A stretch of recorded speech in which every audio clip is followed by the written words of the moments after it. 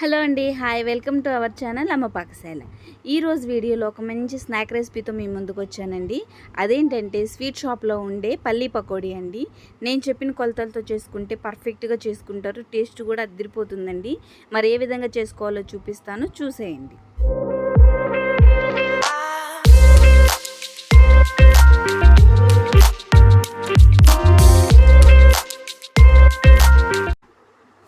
పల్లీ పకోడీ చేసుకోవడానికి ముందుగా నేను ఒక వెడల్పాటి బేషన్ని తీసుకొని దానిలో 2 కప్పుల వరకు పల్లీలను వేసుకున్నానండి. ఇవి పచ్చి పల్లీలు. ఈ 2 కప్పుల పచ్చి పల్లీలకి 1 కప్పు వరకు శనగపిండిని, అలాగే 2 కప్పుల వరకు బియ్యం పిండిని తీసుకున్నాను. ఇప్పుడు రుచికి సరిపడా ఉప్పుని, అలాగే 1 స్పూన్ వరకు కారాన్ని, ఒక చిటికెడు తినే సోడాని వేసుకున్నాను.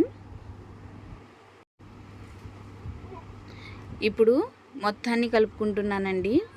శనగపిండి, బియ్యం పిండి, పల్లీలు, అలాగే ఉప్పు, కారం మొత్తం కలిసిపోయేలాగా కలుపుకుంటున్నాను.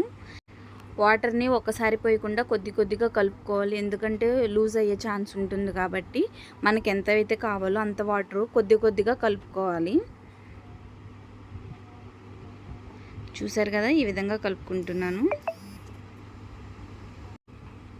పిండిని ఈ విధంగా కలుపుకుంటే సరిపోతుందండి. మనం చేతితో వేస్తే ఈజీగా పడిపోవాలి బాండీలో, ఆ విధంగా కలుపుకోవాలి. ఈ కన్సిస్టెన్సీ అయితే పర్ఫెక్ట్గా సరిపోతుంది, పకోడీ అనేది బాగా వస్తుంది.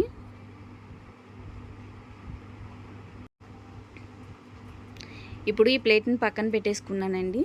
ఇప్పుడు స్టవ్ మీద బాండీ పెట్టుకొని డీప్ ఫ్రైకి సరిపడా ఆయిల్ని వేసేసుకున్నాను. ఒక్కొక్క పకోడీని వేసుకుంటున్నానండి.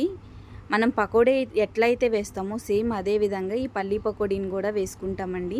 ముద్ద ముద్దగా కావాలనుకుంటే కొంచెం లూజ్గా కలుపుకొని వేసుకోవాలి. దేనికి దానికి సెపరేట్గా రావాలనుకుంటే ఒక్కొక్క సీడ్ని వేసుకుంటూ ఉండాలి. ఈ విధంగా పిండిని వేసిన తర్వాత వెంటనే కదపకూడదండి. ఒక 2 మినిట్స్ వెయిట్ చేసిన తర్వాత అప్పుడు బాండీలో ఉన్న పల్లీల్ని కదుపుకుంటూ ఉండాలి. 2 వైపులా కాలిన తర్వాత సెపరేట్ చేసుకోవాలండి. మంచి కలర్ వచ్చేంత వరకు వేయించుకోవాలండి. ఈ విధంగా అయితే సరిపోతుంది.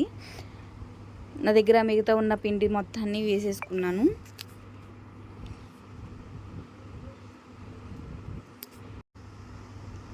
లాస్ట్లో స్టవ్ ఆఫ్ చేసే ముందు జల్లిట్లో కొంచెం కరివేపాకును వేసుకొని వేయించుకోవాలి. ఈ కరివేపాకు ఫ్లేవర్ తగిలితే చాలా టేస్ట్గా ఉంటుందండి పల్లీ పకోడీ అనేది.